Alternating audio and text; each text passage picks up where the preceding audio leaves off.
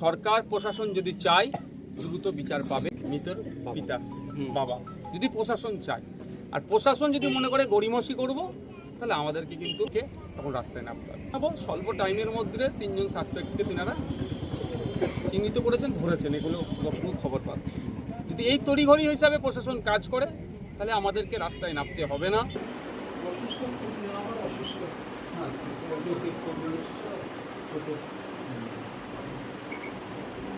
কালকে গত রাত্রেই আমি 1:15 দিকে আমার কাছে খবর এসেছিল এই ধরনের ঘটনাটা ইউটার্নে ঘটেছে।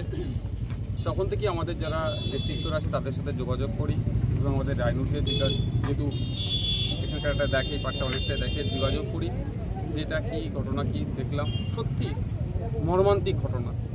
আজকে মানুষজন নিরাপত্তাহীনতায় ভুগছে। কলকাতা শহরের মতো একটা শহরে যেভাবে এই ধরনের গুলিতে মানুষকে মেরে দিচ্ছে, খুন করছে, এটা কোনোভাবেই মেনে নেওয়া যায় না।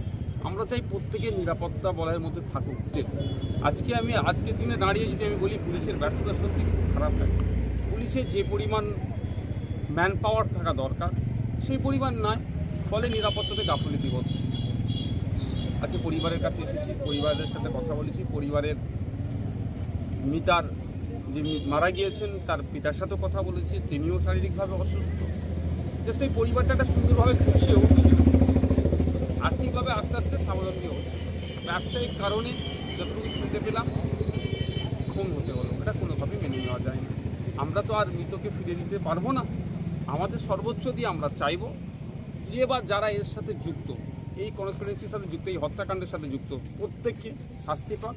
এবং আশা করব প্রশাসনের কাছে কোনোরকমভাবে ম্যানিপুলেট না করে যারা এর সাথে ইনভলভ, একে খুন করেছে তাদেরকে চিহ্নিত করে সর্বোচ্চ শাস্তির ব্যবস্থা করুন।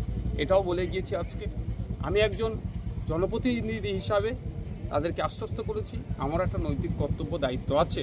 ওনারা যদি চান, আমি আমার পক্ষ থেকে, যেটা সম্ভবত বারাসাত কোর্টেই হচ্ছে, এটা বারাসাত কোর্টেই মামলাটা চলবে, বারাসাত কোর্টে আমি আমার পক্ষ থেকে একটা উকিল দাঁড় করাবো, যাতে এই কেসটা সুষ্ঠুভাবে চলে এবং কেসের তদারকি যাতে আমরা করতে পারি। কোন জায়গা আছে, প্রোগ্রেস কী আছে, যথাযথভাবে জানতে পারি এবং পরিবারকে আপডেট দিতে পারি এবং পরিবারও একটা বুঝতে পারে যে কেসটা কোন জায়গায় গড়াচ্ছে বা কতটা জায়গায় ডিপি আছে, কী আছে জানার জন্য পরিবারকে আমি আজকে বলে গিয়েছি। পরিবারের যে মারা গিয়েছে তার বর্দা অলরেডি এখন পোস্টমর্টমের জন্য ওখানে আছেন, ফিল্ডে আমাকে জানাবেন বলেছেন। আমি এটা নিতে প্রস্তুত আছি। আবারও বলছি, যেভাবে এই ধরনের গুলিকাণ্ড হচ্ছে রাজ্যে, সাধারণ মানুষের নিরাপত্তা নিয়ে প্রশ্ন থেকে যাচ্ছে। সাধারণ মানুষ আজকে যারা আমাদের ডে লেবাররা রাত্রে নিউ টাউনের ওই দিক দিয়ে বাড়ি ফিরে, তারাও তো আজকে আতঙ্কিত। এই আতঙ্কমুক্ত করার দায়িত্ব হচ্ছে প্রশাসনের। আশা করব প্রশাসন দায়িত্ব নিয়ে কাজ করবে। এই খুনির সাথে যারা যুক্ত আছে তাদেরকে দ্রুত চার্জশিট দিয়ে বিচারের ব্যবস্থা করবেন এবং বাকি যারা ডে লেবার থেকে শুরু করে যারা যেখানেই আছে না কেন, যে নাগরিক, প্রত্যেকটা নাগরিকের মনে যে আতঙ্ক ঢুকছে, এটা আতঙ্কমুক্ত করবে।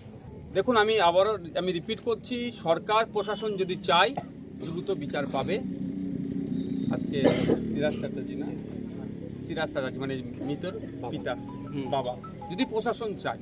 আর প্রশাসন যদি মনে করে গড়িমসি করব, তাহলে আমাদেরকে কিন্তু এই যে বলে চলে যাচ্ছি, দেখে চলে যাচ্ছি করতে হবে না, তাহলে আমাদেরকে তখন রাস্তায় নামতে হবে। যেহেতু আমি প্রশাসনকে এক্ষেত্রে আমি ধন্যবাদ জানাবো, স্বল্প টাইমের মধ্যে 3 জন সাসপেক্টকে তিনারা চিহ্নিত করেছেন, ধরেছেন, এগুলো খবর পাচ্ছি। যদি এই তড়িঘড়ি হিসাবে প্রশাসন কাজ করে, তাহলে আমাদেরকে রাস্তায় নামতে হবে না, আমাদেরকে প্রশাসনের বিরুদ্ধে কোনো মন্তব্য করতে হবে না। আর যদি মনে করি প্রশাসন গাফিলতি করছে, আর 5টা কেসের মতো এটাকে ধামাচাপা দেওয়ার চেষ্টা হচ্ছে, তাহলে আমি একজন বিধায়ক হিসাবে বলছি, ভাঙড়ের মানুষের সুখ-দুঃখের পাশে থাকার দায়িত্ব আমার, কর্তব্য মনে করে ভাঙড়ের মানুষের সাথে যদি অবহেলা হয়, আমি চুপ করে বসে থাকতে পারবো না। আমি আমার আইনি লড়াইয়ে যাব, আলাদাভাবে পুলিশি অ্যাকশন নিয়ে আইনি লড়াইয়ে যাব এবং সাথে সাথে আমি আপনার ভাঙড়ের মবকে নিয়েও রাস্তায় নামতে বাধ্য হব।